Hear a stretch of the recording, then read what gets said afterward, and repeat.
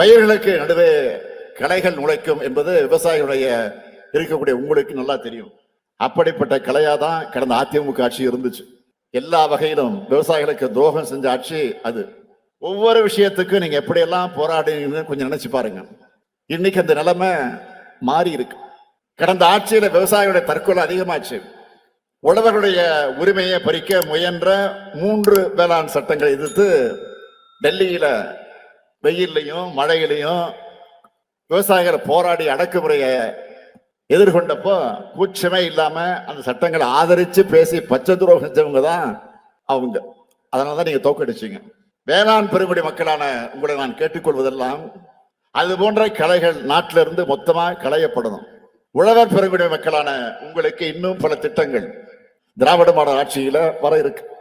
மீண்டும் நம்ம திராவிட மாடல் 2.0 ஆட்சிதான் அமையும்.